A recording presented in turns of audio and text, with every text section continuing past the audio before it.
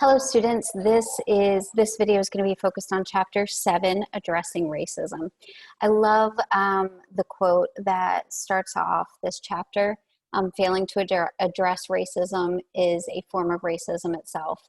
It's like having the ability to rescue a drowning child but failing to do so. And it brings me back to such common sayings as white silence equals white consent, and even the ideas presented in, How to Be an Anti-Racist by Ibram Kendi. So to start off, applications of counseling and psychology must not only deal with people from diverse backgrounds, they must deal with the effects of racist ideology on their lives, which is, what we started talking about in chapter 4. It involves thinking through some issues in order to ensure that the work of combating racism is effective. And it also involves considering just how we will talk about the subject of racism with our clients. So some definitions: among complex societies in an era of globalization, there is no single kind of racism or single definition of it. So there are some suggestions, like David Theo Goldberg: there's no unified phenomenon of racism, only a range of racisms.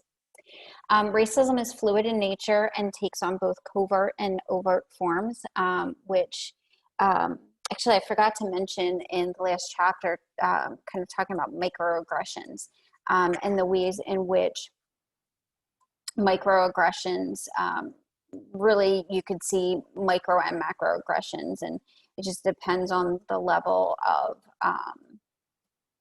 overt or covertness of them. And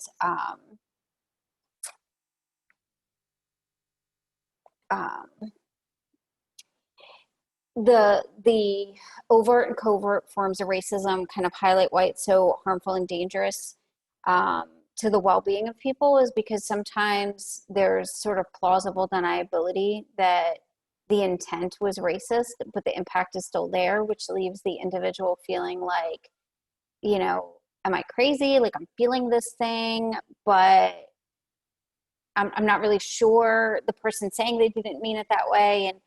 And it can lead to a lot of the victim blaming or internalization that we talked about earlier in the semester. So various racisms are tied up in all social conditions, covering the gamut of economic, political, legal, and cultural realms.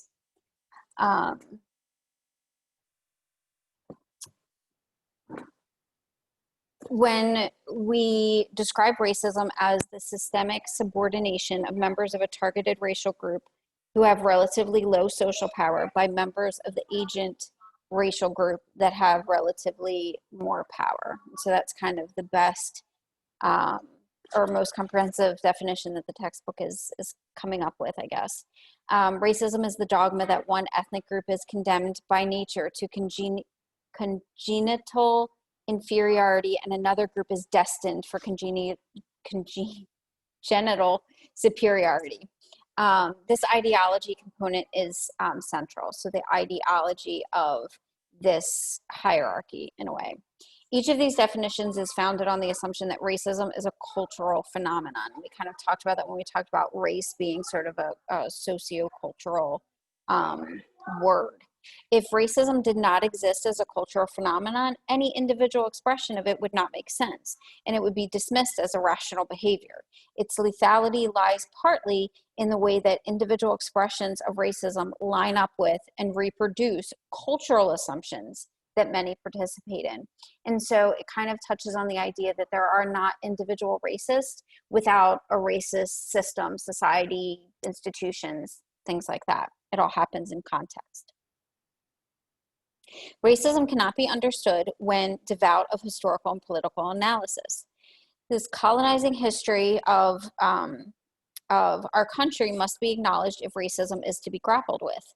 Decolonial activists situate racism as not only a cultural phenomenon or an ideology of itself, but constructed within social structures of power that reinforce practice, policies, and actions of discrimination against certain groups. Institutionalized racism occurs in the material everyday life of communities, which limits access to resources and diminishes choices and rights. And then it's within that context that racism occurs. Social structures are hierarchically arranged around power between those who are advantaged and or superior and those disadvantaged or inferior. And so what we looked at before is how sort of we as people came to determine that some people were inferior and some people were superior to others, and then that translated to levels of power and privilege where those that were deemed superior had more access and also representation, whereas the other communities did not. Racism is not only in the people's heads, it's a social practice. And so again, if someone were to kind of spout that without the context, their comments would be considered irrational and abnormal, and we would kind of shun that. But because it's happening within the context that support it, it's not shunned in the ways that it should be.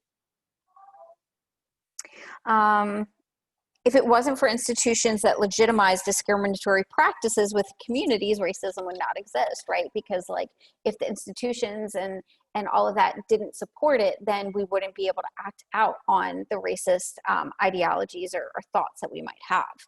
So when addressing racism in counseling, if we only address the personal prejudice, stereotypes, and biases that counselors may ascribe to and may introduce in their practice, it's not sufficient to eradicate the system, right?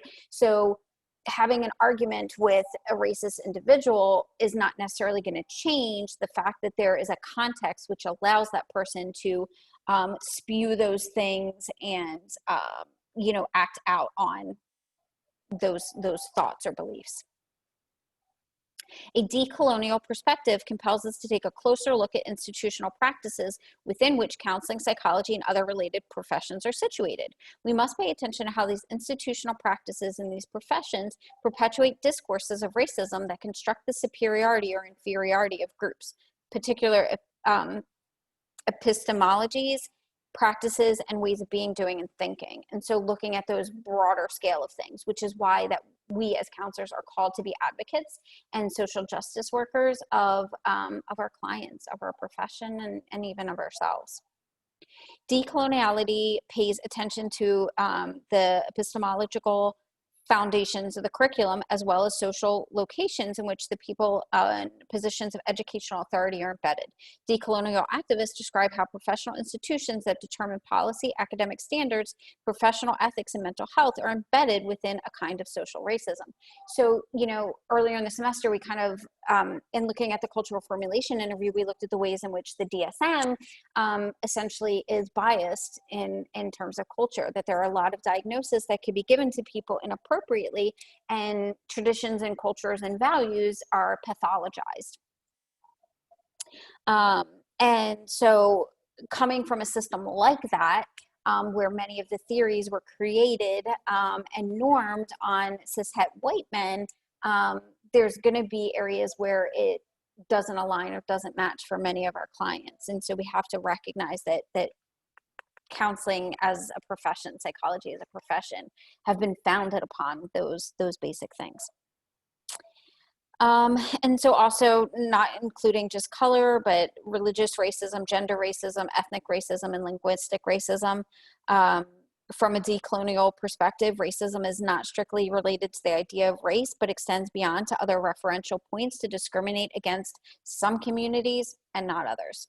So again, looking at that hierarchy. Back to Frantz Fanon, considers that racism is a global hierarchy of superiority and inferiority, featuring prominently across politically constructed line of what is deemed legitimately human and what is not. And this line just simply divides our humanity. Above the line are those whose humanity is recognized. And there still exists marginalization and oppression, which can be shared with those that may fall or are placed below the line. Even among those humanity is questioned, there exists superiority and inferiority. So when you look back in the time period of like Jim Crow, within lower socioeconomic class and status, there was still a hierarchy of, well, we may be poor, but we're white, and you're poor and you're Black. And so within any group, there still can be those divides, which again, we talked about before. There's privileged oppression among those whose humanity and existence is recognized, and aggravated oppression among those who is not. And so for the formal, political or legal options are offered and available where the existence is not at stake. For the later group, when demanding their rights, their lives become at stake. And this can occur through displacement, violence, and murder. And so as you see people stepping up to fight for rights and equal treatment, you know, as human beings, that is responded to with a backlash of violence, murder, displacement, etc. And so ongoing and increased oppression. The oppression and assassination of many African American citizens and activists in the United States is linked to the decolonial premise of racism being a matter of abuse of institutional power that dehumanizes certain communities and not others. And we also see that within our criminal justice system as well. Racism and the body.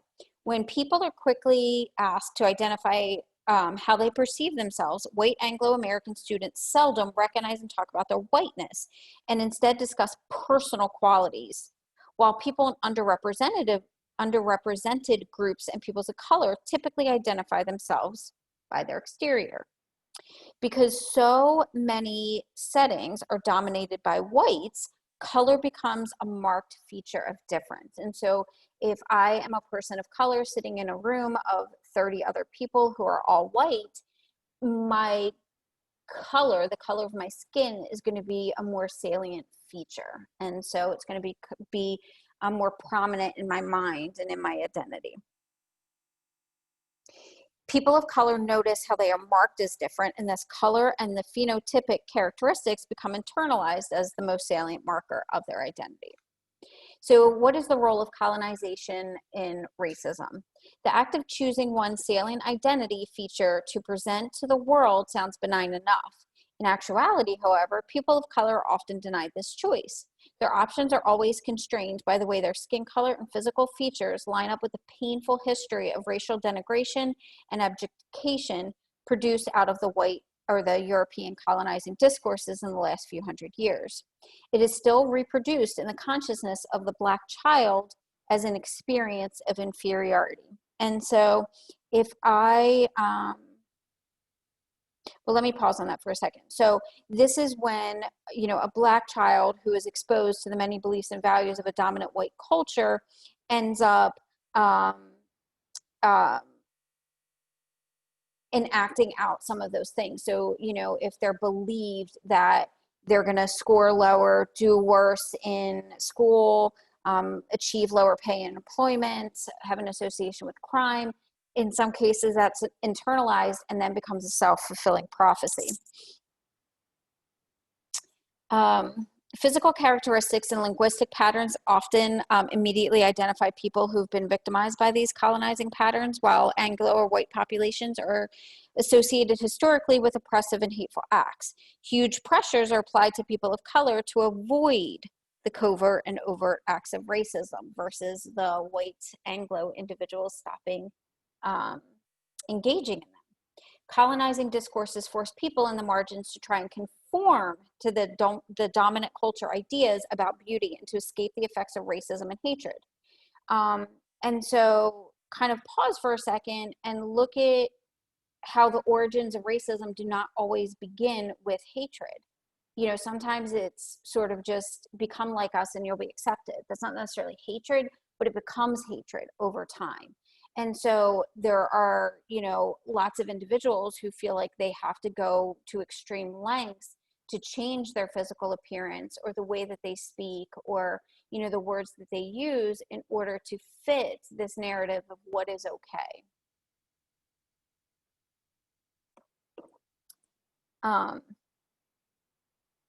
It is probably more closely associated with a smug sense of superiority, while anger and hatred are only triggered when the sense of superiority is challenged. So I think I'm superior to you, and so therefore you should conform to me, to my ideology and views and all of that. And when you try to challenge my superiority, that's when you get that backlash from me of anger and hatred. Racial hate often arises when the victims of racism rise up and defy erroneous or arrogant notions of superiority. People captured by racist attitudes of superiority often represent being challenged by those they perceive as being inferior and undeserving. And it is this resentment that is the basis of racial hatred. And so hatred ends up becoming the result of that feeling, those feelings of superiority and having them challenged. Which again, we can see many of those behaviors and examples and situations occurring today. So Beverly Tatum calls passive racism, where people might laugh at a racist joke or support or leave unchallenged many forms of exclusionary practices against people of color in education, housing, health, and the workplace. So this is what we talked about with the quotes in the beginning of the semester. If I'm not actively fighting racism or I'm remaining silent, I'm still engaging in, what Beverly Tatum's deeming passive racism, because I'm still playing a role in it. Racism is also expressed in the easy acceptance of social privilege as earned and deserved, along with the assumption that people of other races earn and deserve their exclusion from the same privileges and opportunities. And so this is where you might see, like somebody say, well, I came from a poor neighborhood and I had challenges, and yet I was still able to work hard for all of the things that I have. Why can't people of color do the same thing? And so they're still buying into that same system. So let's take a look at noticing ethnic differences. Racism is founded on the division of people into groups along racial lines, but consciousness of such divisions is not natural. It is learned in the process of being encultured and supported by institutional social structures, right? We established this.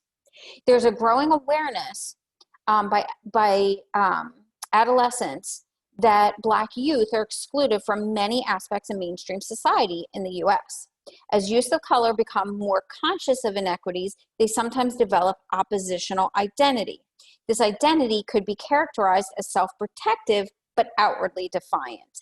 And so as a result of the system and the culture that I'm being raised in and I'm growing in, that ends up becoming my response to it and not innately who I am as a person.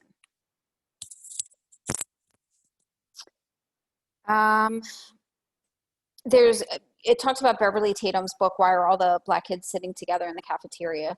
And how she speaks to this phenomenon. While there are great within group differences of all identity groups, the self-selection of a social group formed along ethnic and racial lines continues to dominate many social institutions in North America.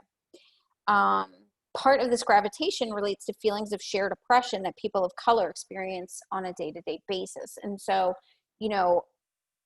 people outside of us are not going to be able to understand this. And therefore, we must kind of bond together because we are going to be the only people who are able to fully understand this experience. Sometimes feeling oppression shared with others who look similar provide a sense of safety, support, and even protection. And sometimes they also relate to a fear of difference and a desire to keep other groups out. I love that your textbook then goes on for a couple pages with a few small vignettes of individuals' experiences with this. And so take a look at that. And some of the questions that come up is persons of color might be reminded of their own stories and similar experiences and be willing to share them. And so think about what your experiences are in relation to this topic. White students should listen to these stories respectfully and afterward discuss how they are affected by hearing them. What difference does it make to bring these stories into the conversation where they can be heard? How does holding a conversation about racism in class affect the relationships in class? And frankly, should it? Or how should it? Or how do we deal with that? How might holding a conversation about racism in class affect the way that you work? The work that you will do as a counselor, social worker, or psychologist. So kind of projecting into the future. And what are some useful strategies that both white counselors and counselors of color can pursue to combat the effects of racism? Some things to think about. So many members of the white majority are quite oblivious to the ongoing effects of racist behavior towards people of color. Some are even convinced that racism is a thing of the past. Slavery is over, Jim Crow is over, we're not doing separate but equal, everything's fine and wonderful. The media continue to bombard us with stereotypical images of ethnic and racial groups as well. And so we're kind of like sort of being told that racism is a thing of the past, and also we're being bombarded with these like stereotypical kind of things as well. Elizabeth Martinez points out that much of the multicultural literature on racism focuses on the white-black relations and minimizes the Latinx community's experience of racism as well. And so it's important to look at that, but as well as, you know, Asian Americans and Arab Americans and, you know, anyone who has been deemed a them and their experiences as well. So white privilege. Big topic, a very important topic to discuss, and one that, even though has been in existence for a while, has been sort of pushed to the forefront, as it should be in recent history. And so one cannot understand racism in North America without considering the prominent role that white privilege plays in contemporary society. White privilege, again, is the unearned power that most whites accrue in the United States simply because they are white. The identities that we experience in the present are shaped by those complex historical patterns of ethnic, racial, gender, religious, sexual orientation, and class relations. And so we can't look at this we can't look at or address racism without looking at this. White privilege largely rests on the story that racism is solely historical. In this story, slavery ended after the Civil War, and the civil rights were won in the 1960s, and these structural changes ended the matter. For many whites, race and racism are invisible, which speaks to unpacking the invisible knapsack with Peggy McIntosh. Joyce King constructed the term disconsciousness to describe how whites take for granted their privileged position in society. Many hold too comfortable and unquestioned assumptions of equal individual opportunity. And in these assumptions, racism is conceived as only a set of individual beliefs that get expressed in forms of discrimination and prejudice, which those are the extremists. That doesn't really happen. Sometimes the word discrimination is part of the problem. The word transports the issue of racism into the discourse of the individual motivation and intent. And it's not individual, right? As we discussed, it's systemic. It's broader than that.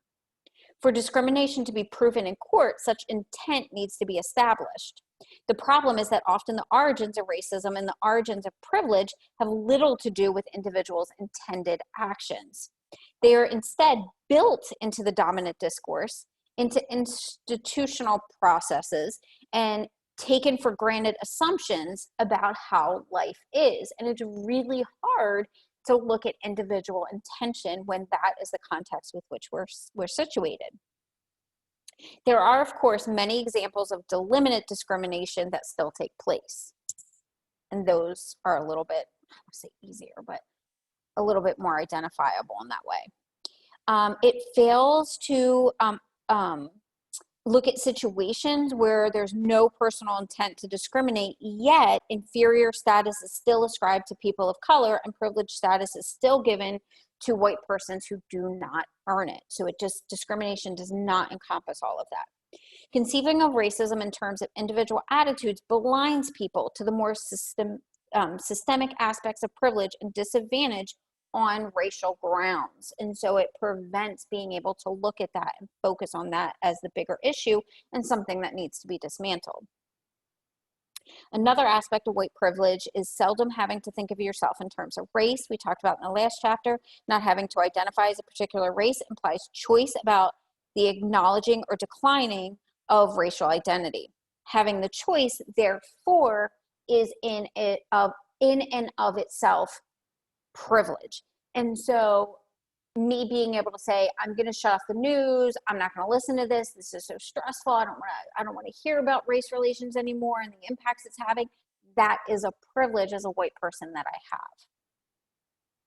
Because for me, turning off the channel, it's going to go away. But for an individual of color, they can't take off their color and not be in the world without it. It is often denied on the grounds of lack of personal culpability, it being discrimination. Such denials miss the point, and thus the responsibility of whites to address racism is dismissed. It stops being a white problem, when in reality, it never stops being a white problem. It is a white problem that it needs white people to address. Gender can simply be less of a defining identity for men than it is women, right? Similarly. Socioeconomic class can be less salient as an identity for the middle class than those who are in the lower class, right? And so it's more salient for the people who are being oppressed and marginalized, and yet those are the ones that are not necessarily responsible for changing it or dealing with it. Hayes and Chang define white privilege as a straightforward belief that one's own standards and opinions can be taken for granted as true and accurate to the exclusion of others. This taken for granted acceptance of one's viewpoint obscures many white persons' perceptions of themselves as located in racial and ethnic relations. These ideas illustrate naive assumptions about equality and access to resources. Ronald Jackson refers to white privilege as a phenomenon that enrolls certain people at birth without their consent and brings them up in a favored status. Jerry Diller suggests that it's easy to deny the existence of white privilege and see oneself as colorless, so as to avoid noticing the ongoing equality for people of color. So again, I can just turn it off. So many multicultural texts refer to the well-known article, White Privilege, Unpacking the Invisible Knapsack by Peggy McIntosh, as I shared, which explains the contemporary systemic advantages of being white in the United States society. And so Peggy McIntosh is a white feminist scholar who identifies a long list of social or societal privileges that she received simply because she was white. And so take a look at your discussion post where we, or your discussion for the week where we talk about this. And so even though her article is 15 years old, times have not changed much since then. And so after this video, I'm going to post 2 more videos, and one is related to the work that Peggy McIntosh did, and then I'll discuss the other one a little bit later.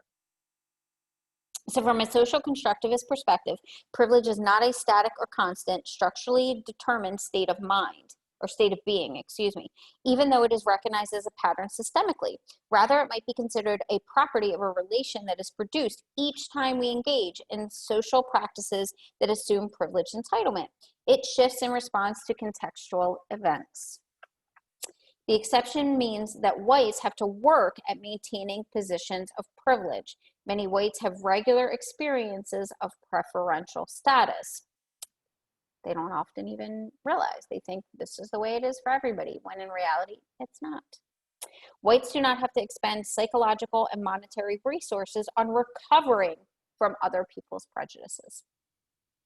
So what impact does this have on counseling? White counselors respond to white privilege in different ways.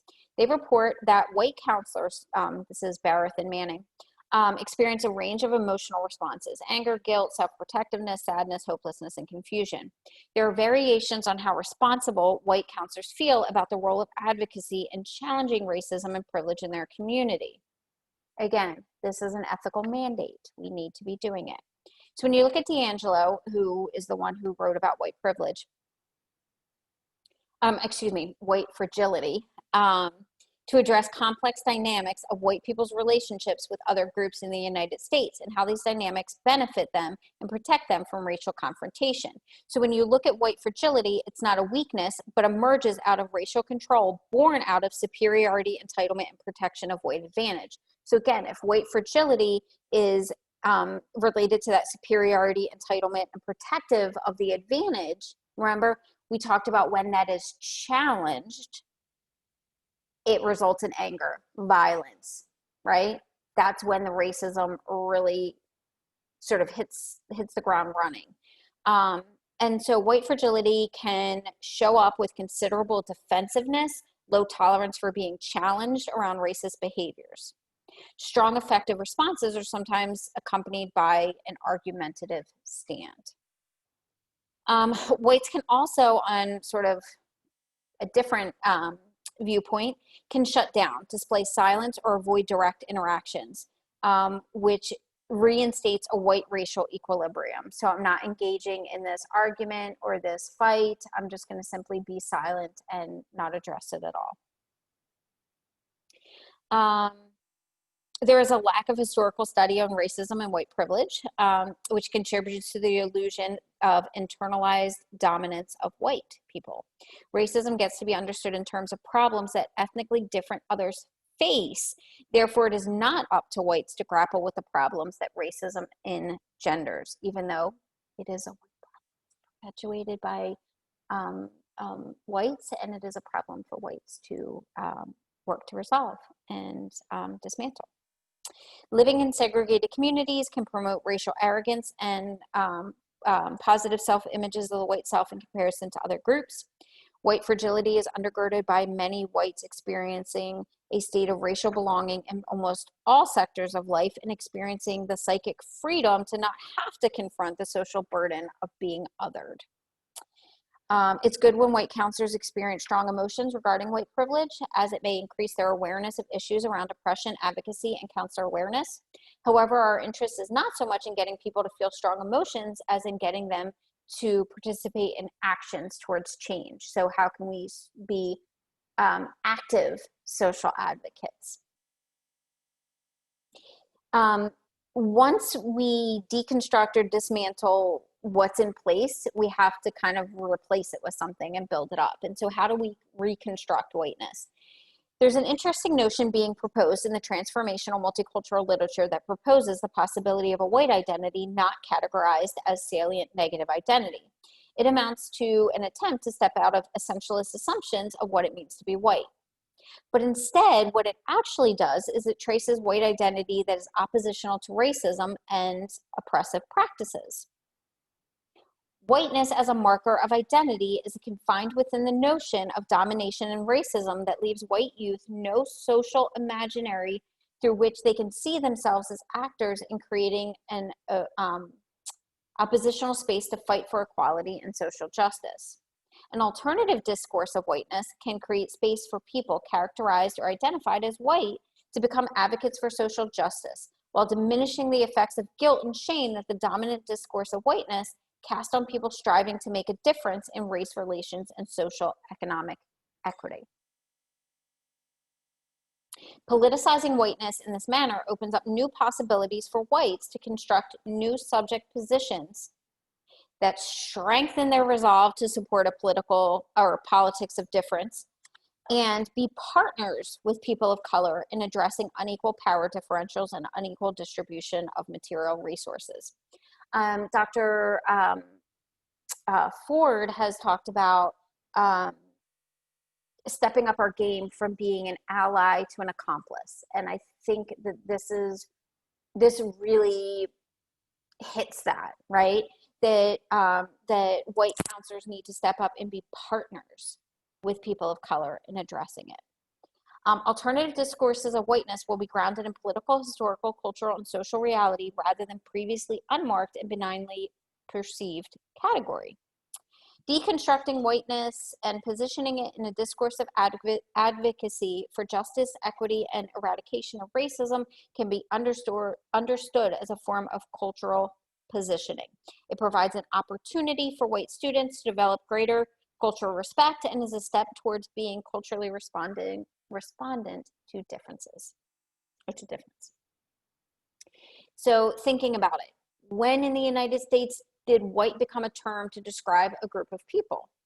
How did families identifying as German, Finnish, Irish, or Italian come to identify as white or simply American, right? And kind of lose that connection that I talked about in the last video. Are there any white cultural practices? Is there a white culture? And what does that look like?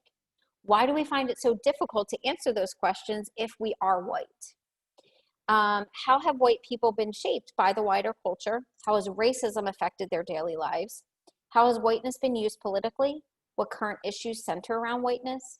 What does whiteness mean to you? Whether you identify as white or not, what does it mean to you? How could whites become anti-racist allies? So differing perspectives on understanding and addressing racism. And so your chapter goes into a couple of different ways that we can kind of look at racism and how it can be addressed. And so racism and its effects can be understood from a variety of perspectives. One's worldview and one's understanding of how power and oppression work will influence how one addresses racism and whether its deleterious consequences will diminish. So there are three approaches to power relations that we're going to look at. They can be applied to different accounts of racist practices. And so the first one is liberal humanism and racism. This is the view that individuals as the prime mover, responder, or initiator, while the functions of institutional conditions and social structures are downplayed or ignored. Individual free will is favored over any assumption that the wider sociocultural influences and colonizing history might shape or determine human volition or action. If individuals are basically free to do as they will, then individual decisions are at the base of discriminatory behavior. Power and the abuse of power is a personal phenomenon and originates inside the individual and is then acted out against others. Racism from this perspective is commonly understood as an individual attitude of mind or an expression of mind in behavior. Liberal humanist thinking usually directs us from a focus on racism at the individual level. From the liberal humanist perspective, the source of racism might be best understood as located in the corrupted logic of the individual mind. So how do we change individual racist? From a liberal humanistic perspective, racism is also understood as a misdirection of a person's personal power. It becomes more damaging when the racist individual has accrued more power than the victims of racism, who have less personal power and less ability to protect themselves. From this perspective, the eradication of racism would need to involve the process of individual psychological change, in which racist persons are identified or identify themselves, and then receive corrective training to eliminate their irrational thinking and replace it with more accurate, rational thinking. The role of the counselor then is to deliver this corrective training and help the client own their racism and take personal responsibility for their abusive behavior. By helping the client connect with oppression in their own life, the counselor might help them to understand and then change their oppressive behaviors. In this perspective, we see a lot of limitations, right? In reality, people are not likely to stand up and identify themselves as racist. And even if they are called out as racist, they're very unlikely to engage in this type of counseling that has been described. Individuals do not usually invent the racist ideas that pepper their utterance in social practices, right? Systemic, institutional. They more often borrow from the discourse in which they've been encultured. Again, those contextual factors. They are not, in this way, the originators of their own thoughts. Most racial social practice comes packaged and ready-made with little individual thought necessary. It happens because people just accept and go along with how things are done. It is powerful precisely because it is natural, familiar, and unable to be questioned. And so to give you a little bit of a personal narrative, which I'm embarrassed to admit, but believe in the importance of doing so, is that when I was growing up in a very diverse city, I grew up in Philadelphia, one of the narratives that was perpetuated in the context was that in America we speak English, and anybody who comes into America must speak English and acculturate to this. And being in schools where anybody who spoke another language were taught English and forced to learn to read and write and everything in English. And does that help the individual? Sure. Most things in our country are in English, and that can be helpful. but we do not have a national language here in America, and we are a country made up of immigrants. And so to mock or treat poorly an individual who is in this country and either can't speak English or struggles with the language it's just horribly wrong, right? However, I remember thinking those same things. You know, we're in America. Why don't you speak English? Like, that's what you need to do. And I was confronted with this, some kind of thing that I went to when I was a child. I don't remember what it was, but we were with other students from other schools and things like that. And we were having this conversation, and, you know, a peer, you know, explained to me about the fact that their mother is American born.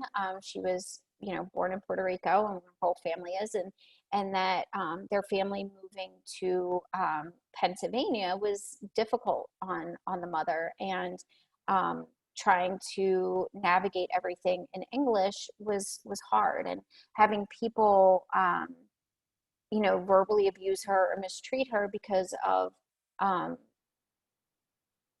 that difficulty that she was having was perpetuating a greater problem. And it really helped me to really challenge that narrative that was like, well, duh, obviously it makes sense. You need to speak English here, or understand it, or know how to read it or write it or whatever, and recognize that that doesn't have to be the narrative in which I view our country and other people who live here. So the second one, that was liberal humanism. The second one is structuralism. So structuralism, racism from this perspective is understood as a systemic process that is consistently advantages one group over another. It emphasizes the underlying social structure as a source of racism. Because the structural analysis regards the individual as a product of his position in a social structure, individual people are viewed as having limited abilities to make choices. Emphasis is placed on analyzing and changing the structures that shape and influence lives. A structural analysis is directed at how racism is institutionalized. Institutional racism and discrimination occur when people are excluded or deprived of rights and opportunities as a result of the normal operations of the institution. A structural analysis can show that even while individuals hold no malicious racist intentions or are unaware of how others are being harmed, there can still be racist outcomes. Racist behaviors are understood from a structural perspective to be separate from the individual.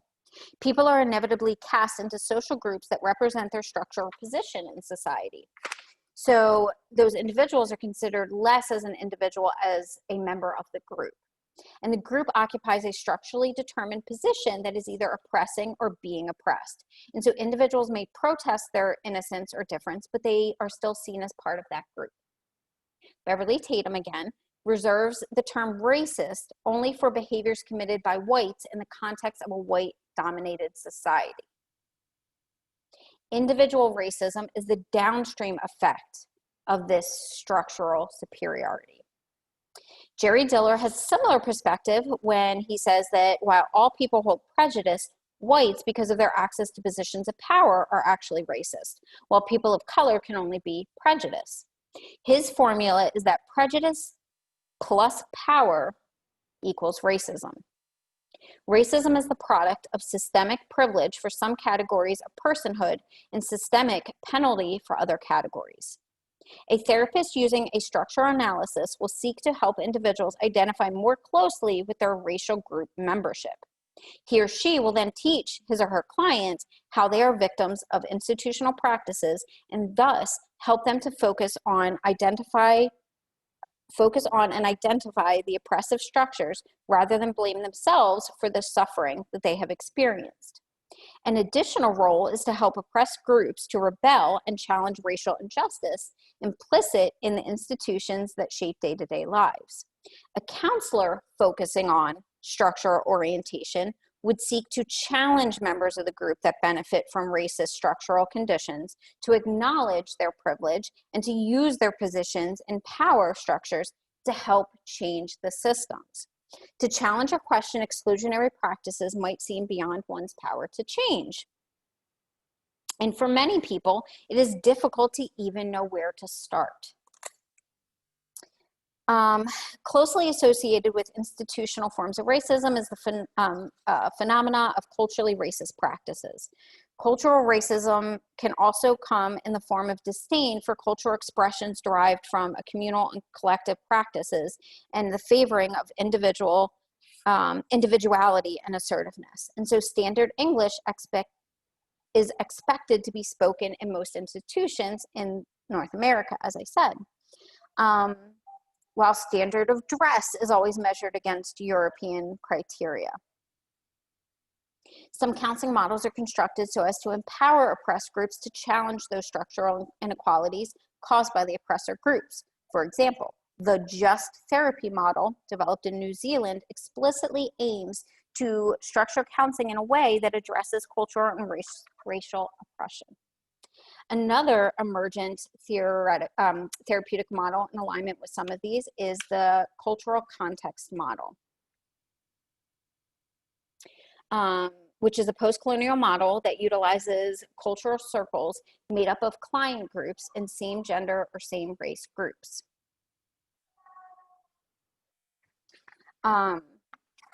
So thinking about this, how would you then define racism, discrimination, and prejudice? What definitions included do you prefer? So just as with the liberal humanism, there's some problems with the purely structural analysis of racism. First is that a challenging part occurs when you look at racism as an essential characteristic of white group membership. To call people racist on the basis of their ethnic group membership falls into the same structural logic as racism itself. And so if we say that individuals are racist because they're white, that in and of itself falls under the same category as racism. A structural analysis tends to produce binary grouping made up of oppressed and oppressors, which, we know that that's not always accurate, that there's simply a binary. While we get this analysis gets to, at some important aspects of how discourse operates, to fix people as part of an oppressor or oppressed class limits where you can go with the conversation to address racism and engage in other forms of social justice. A structural analysis also does not easily account for any contradictions, reverse racism, white activism against racism, or the subtle nuances of race relations that do not straightforwardly divide into structural binaries. Maintaining an identity as an oppressed victim can also undermine people's efforts to take action on their own behalf, rather than waiting for the oppressor to stop oppressing them. An internal locus of control refers to the notion that individuals believe that they are in control of their own fate, whereas an external locus of control refers to the notion that individuals are at the mercy of external forces. And so structuralism really relies on that external locus of control. And when we have an external locus of control, we often don't feel like we're able to do anything. What is at stake here ultimately is agency. Although the internal locus of control idea assumes some liberal humanist version of the ideal individual self, we still have to include agency. So Sue and Sue, we're going to read a chapter or two from them a little bit later in the semester, but they're kind of the big names in multicultural textbooks and research. They note how many people of color have developed an external locus of control because of the systemic patterns of oppression and believing that they are not ultimately in charge of their own fates. It is likely that any reader of this textbook who is placed in some of the categories of oppressed class also have memberships in oppressor categories. And so with the structural framework, it doesn't take into account situations where we're in multiple different categories and some of them would fall under oppressed and some would fall under oppressors. The structural analysis becomes weakened when this kind of diffusion occurs. And so Elizabeth Martinez coined the concept of oppression Olympics. And so this is the endless and irresolvable competition among diverse groups seeking a prize for the most victimized and oppressed groups, which is not a system we want to create. Racist has become such a loaded word that it often produces a nasty emotional wake, leading to people's withdrawing from one another and erecting barriers to further discussion. And so it simply shuts it down. The quality of conversation will often deteriorate from there, and that's not what we want. And so the third kind that we talk about, so we had the liberal humanism is one perspective, structuralism is the second, and the third and final one that we're going to discuss here is post-structuralism. And so a post-structural lens challenges the notion that the world is neatly divided into categories of oppressors and oppressed. Racism is not assumed to be inherent in the nature of either individuals or groups, or even in societal structures. So that's not naturally how it occurs. We start from the assumption that racism inheres in social practices which are performed in discourse. We would argue that these social practices and discourses that inform assumptions about race is where racism originates. The attitudes of persons, the characteristics of group, and the structure of social arrangements are all derived from the constant reproduction of those practices. So the longer they perpetuate and go on, the stronger those systems and stuff become that perpetuate it. Personal racism is not invented by those individuals who perform racist hate crimes as much as it exists before they're born. Structural and institutional racism is not essential to any system. Neither does structural racism make a personal racist assumption inevitable for all members of an oppressor group. Nor does it make victimhood the psychological or psychology of abdication essential for members of the oppressed groups. The post-structural reasoning is instead that social structures are sustained only by pieces of discourse that will shift and change their shape as people remake social discourse. Discourse assigns people positions from which to think, and these are codified and reified into social structures and institutions. But people can and do refuse to act from those positions. And that's where you get those individual differences, right? The people who do not act in oppressive ways or do not support the oppressive structures, things like that. A post-structuralist analysis of racism needs to take into account such nuances. And from this perspective, the complexity of life makes for a more indeterminate, fluid set of circumstances. And so this is not essentially how it is and is always going to be in the way that we are. There can be shifts and changes, again, depending on context and the work we do and all of that. A post-structural analysis pays attention to the microdynamics that both support and undermine racism. And so how can we, kind of tap into those things? A post-structural analysis opens to view a variety of opportunities to challenge the discourse of racism and diminish its effects. Rather than assigning individuals because of one identity into a dominant group or subordinate group and hanging the oppressor and oppressed label over them, we can explore the effects of these discourses on the relations between people. So rather than assigning individuals because of one identity into a dominant group or subordinate group and hanging an oppressor or an oppressed label onto them, we can explore the effect that these discourses have on relations between people.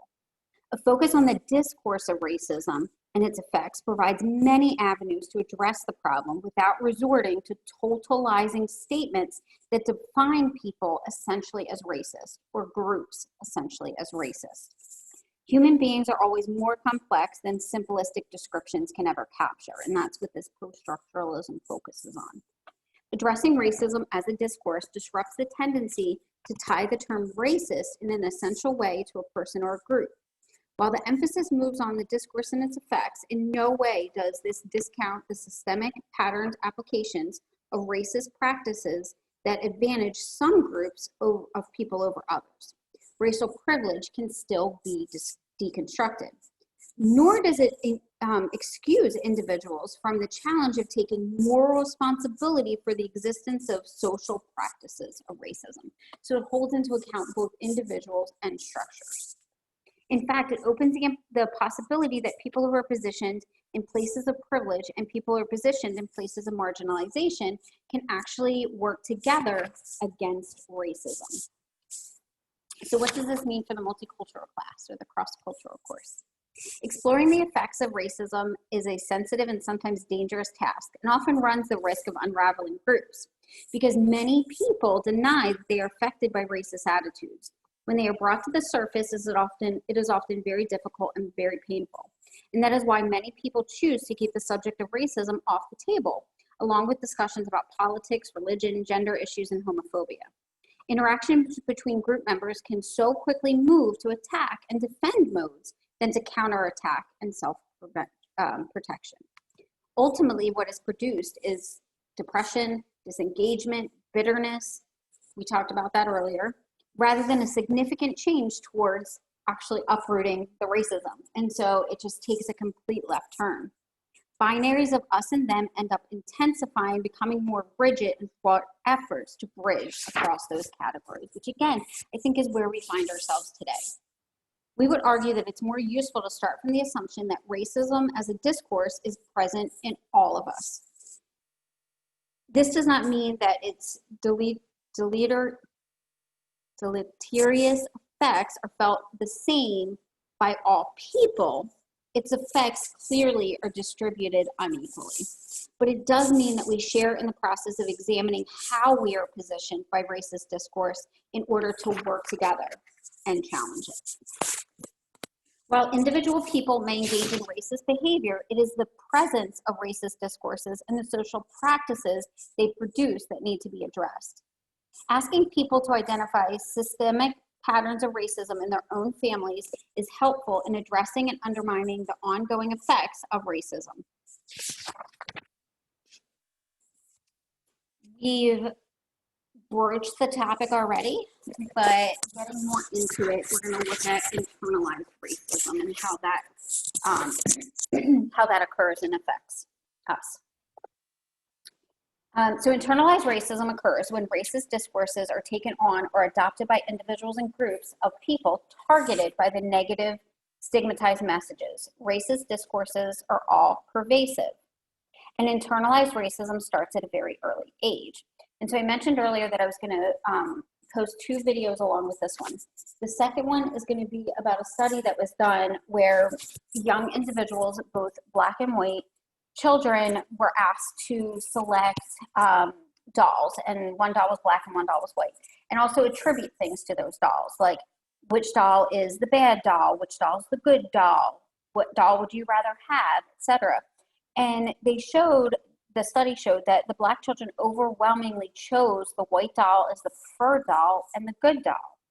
And so it really demonstrated, and this was done like 60 or 70 years ago, but it really demonstrated the way that racism was really internalized by those children. And like I know for me, when I see that video of the children, I mean, it is so painful to watch, and to know that this exists in individuals so young.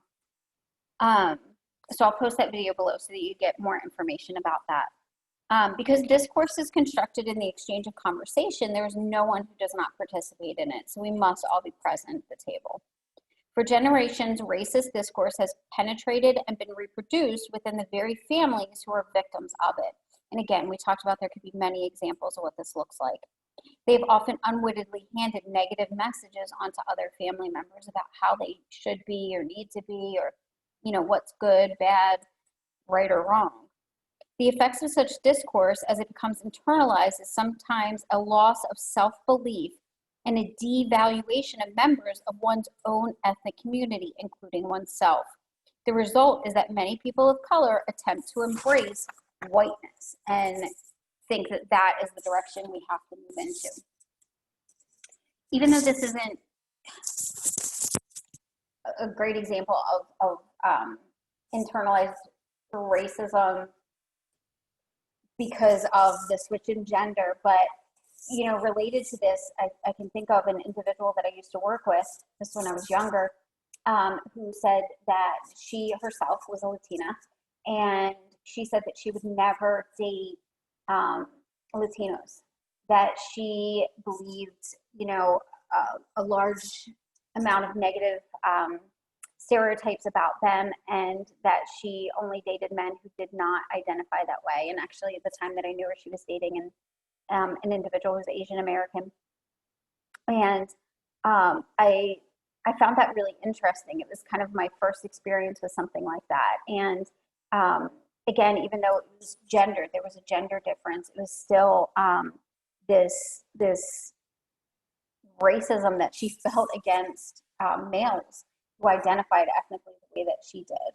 And so that's one way that it can sort of show up. So because of the ugliness of racist discourse and shaming effects it has on victims of the discourse, people of color can minimize or even fail to recognize the implicit and explicit characterization of racist acts by embracing the apparent safety of being in a state of denial about it. This brings us to our next topic, which is racism and stereotyping. Many people will use the term stereotyping to refer to assumptions that can easily fit into racist discourse. And many efforts to combat racism aim at disputing that stereotypical thinking, which again, typically in multicultural and cross-cultural courses, we end up spending a lot of time looking at stereotypes, which doesn't make a lot of sense. And so dictionary definitions of the word stereotype commonly refer to conventional but simplistic thinking, whereby distorted views of a person or group become fixed and resistant to being challenged by countervailing information. And so they perpetuate despite evidence to the contrary. So the first form of stereotyping can be called statistical stereotyping.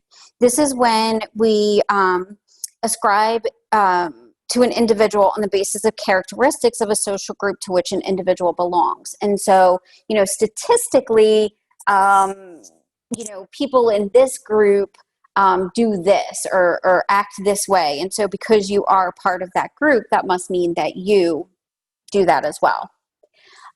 It may not be problematic at the level of generalization, but it can be problematic if it rigidly is applied to individuals, where we cannot see people as being anything but that. A second form is simply false stereotypes. These are descriptions of a group, people founded on false generalizations or beliefs. They ascribe to a group of people a characteristic that frequently does not pertain to members of that group any more than it would any other group. And so, for example, in our society today, we can think of lots of examples that are being perpetuated, like, comments such as that people who immigrate from Mexico are, not good people. I mean, some of them may be good, but they're being characterized as criminals and as rapists, which we know is not true, but that is being perpetuated anyway. Such stereotypes frequently cause negative burden for the members of the group because they have to work to dispel these stereotypes that are completely inaccurate and false. They are rationally and empirically false as well as morally wrong because of their discriminatory efforts. The third type that's described is normative stereotyping. This is a form of stereotyping that occurs when someone does not ascribe to a characteristic of a group to an individual, but rather judges an individual on whether or not they are conforming to what they see a member of the group should do. And so it's thought of as a result of the normative effects of the dominant discourse. And so it's how a proper or real member of a group should behave. So this is when, people will make negative comments, like going from a racial standpoint. Some of the things that I've heard throughout my lifetime, I don't know if they're ever used anymore, is that, Black individuals would, be called out if they were acting white or weren't acting Black enough. And same thing for white people. It would be like, you're acting Black or you're not acting as a white person should. And so they're kind of being discriminated against because they're not fulfilling those stereotypes that are being put upon them. And so they are more insidious in getting into our heads than the other two forms, because they can't be shown as irrational or incorrect as much as they're shown to be limiting and restrictive. And so it's hard to dispel that type of stereotyping. So with regard to racism, all three forms of stereotyping may be found. They are tools, the stereotyping are tools for perpetuating the assumptions of racial superiority and the advantages of racially based privilege. We should be careful, however, of assuming that racism is founded on stereotyping. It's just another component of it.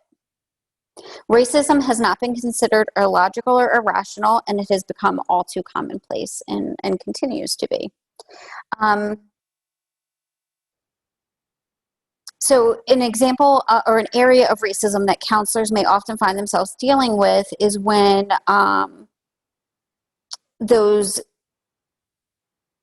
insidious assertions are placed upon people, and aspects of identity are formed by those normative processes are the kind that counselors can be very effective in helping their client engage with, as they encourage them to reconsider their own preferences instead of just going along with the narrative that has been perpetuated for them. So looking at our counseling practices and the impact that racism has. The most harmful forms of racism in the mental health professions are associated with the most influential positions in the social services and mental health system. And so when you're looking at the fact that, the statistic in your text is 5 to 6% of psychologists in the United States are people of color. And so conversely, 94 to 95% are not persons of color. And so the impact that has at the core, because they are unrepresented in these positions, many more inequalities may be brought to bear on ethically underrepresented clients because of a lack of understanding of racism and because racist behavior can be perpetuated by the white therapists. There may also be greater presence of institutional and cultural racism when there are so few people of color to challenge the effects of the racist assumptions. Marginalized clients are sometimes struggling to manage their day-to-day affairs and are so negatively affected by racist practices in their communities and their schools, they often feel hopeless and disoriented. And so if the institutional racism and structures in our universities, is so embedded, then it becomes hard for individuals of color to engage in those programs in the first place, and then also be able to sustain within them when they're constantly fighting an uphill battle or constantly trying to, be a student and not, stand out in a negative way. And also they're seeing this constant system, or I should say the system that is constantly set up against them.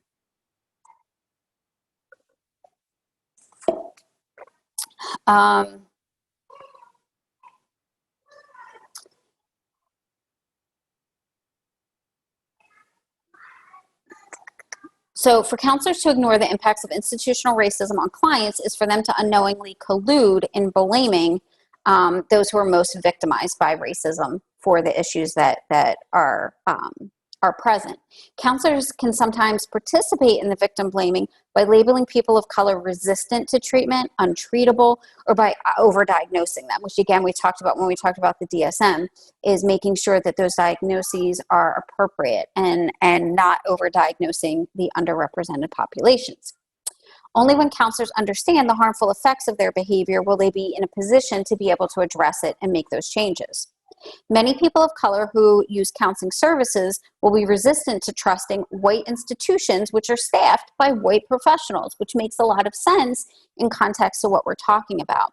And so sometimes clients of colors don't trust therapists of color either, because they feel that these professionals may have sold out to these white establishments and will no longer care about the rights of social justice for their marginalized group. So kind of see it as, you have that internal racism and identify with this white structure, and therefore I don't know that I can trust you either. So it puts people of color at a disadvantage when seeking counseling services. It's truly, I don't know who to trust. And I don't know if I can trust, which makes it a lot harder to get the help and support that they may need. Since white professionals represent a dominant racist culture to other ethnicities, many people of color may either be guarded or somewhat reactive and ready to act out their frustrations. Charles Ridley describes this as cultural paranoia. It's a healthy reaction to racism by a person of color. It might be disclosed to a Black therapist, but maybe not to a white therapist. The concept of cultural transference suggests that clients of color can transfer their sufferings caused by racist practices onto the white therapist, who symbolizes and embodies white racist attitudes. So even if the therapists themselves are not engaging in them, it can be put on them. And then how do they then respond to that? Cultural transference can occur when white counselors inappropriately attribute psychological deficiencies to their clients of color because of their own unconscious racist attitudes. So again, if we don't have that self-awareness, we're putting ourselves at risk to harm clients in that way. There can be significant obstacles to establishing a strong therapeutic alliance between white therapists and people of color. Sensitivity by white therapists to the history of institutional cultural racist practices is critical in the creation of a strong client-counselor relationship. That's why this is important to know. This lack of awareness comes in the form of counselors' assumptions that their values, worldviews, and life experiences are predominantly shared by all of their clients, regardless of their backgrounds. And because of colonizing discourse and its systemic privileging of white culture and demeaning of other ethnicities, Black clients and white counselors, for example, have very different experiences of what it means to have an American way of life. And so, simply put, it's just two completely different perspectives. And the counselor is the one who has the onus of recognizing that and addressing it. Counselors who are most effective in working with the majority-minority divide show interest in and express appreciation for clients' ethnicity and cultural heritage. White counselors who directly address race issues with clients of color can establish strong therapeutic relationships with those clients. When this does not occur, clients of color may avoid speaking about race so that their therapist won't feel offended or alienated, even when racism is a clear concern. If counselor values are influenced by racist assumptions, then the potential harm in counseling interactions is all the more alarming. There are many subtle ways in which counselors can act from an unspoken belief that their values are superior to those of their clients. The mental health profession generally fails to take into account the cultural considerations for diagnosis. Again, something that we've discussed. When we deal with third-party insurance companies and we're required to give a diagnosis in order to have treatment covered, we have to really consider what the impact of giving that diagnosis to a client is. So they point out that the whole construction of psychiatric and psychological models is based on the Eurocentric assumptions that have very little respect for other cultural practices. And so we have to understand that that's the framework that we're working from and we're moving from. Clients with non-white identities are more likely to be pathologized, and additional issues are agency fees, standardized psychological tests. These things are not normed on anyone but the cis-het white males, and specifically adults as well, so it becomes problematic for ageism as well. Counselors' unrealistic expectations for therapeutic outcomes for clients of color are other examples of inequitable and possibly racist practices, or situations where therapeutic goals are actually set so low that they become self-fulfilling prophecies, while goals that are set too high become impossible for clients to achieve. Another issue that we touched on when we talked about white privilege and stuff is white guilt. And so this can be really impactful when a counselor is acting from a place of white guilt, and it has a negative impact on the clients. So white guilt is the collective and individual shame that Anglo-Americans may experience as they consider the effects of historical and contemporary oppression that's thrust upon the Black community by slavery and white institutional racism. White guilt holds back both white and Black communities from making progress in building meaningful and productive relationships with one another. Essentially, it stalls positive social and economic initiatives. White guilt can also impact white therapists' behavior with Black clients. And so instead of interacting in this more appropriate and helpful counselor-client alliance, the therapist is acting from a place of guilt to work with the clients. So some white professionals are motivated to counsel minorities almost completely out of their guilt about racism, rather than about just simply taking care of people. The problem with this motivation is that the white counselors are then operating from their own insecurities and trying to work out their own issues rather than being fully present for the clients. This dynamic of guilt causes white counselors to seek approval from their clients of color. So it's constantly like, I'm trying to sort of make this client happy and like me and whatever, instead of I'm the one who's supposed to be here taking care of this client. As we've talked about before, over several weeks, is there's the over-identification with clients of the same ethnicity as well, is that sometimes it's easy to assume that if this person has similar identities to me, that they must have similar experiences as well. And so that can be just as harmful as making the assumption that with different backgrounds, we still have the same experiences. It's really important to always make sure that we're checking in with the client and not making assumptions about the impacts that different identities have on them. And so myself, looking at the identities I hold, I could be counseling with a client who holds some of those same identities, right? Like an educated white female. And make assumptions about how they grew up and what the experiences they have. But other identities of theirs may be more salient for them. And I need to be respectful and aware of that. A lot of times counselor interactions in these situations become based on stereotypical behaviors and become very inflexible. And so again, it's just not helpful for the clients.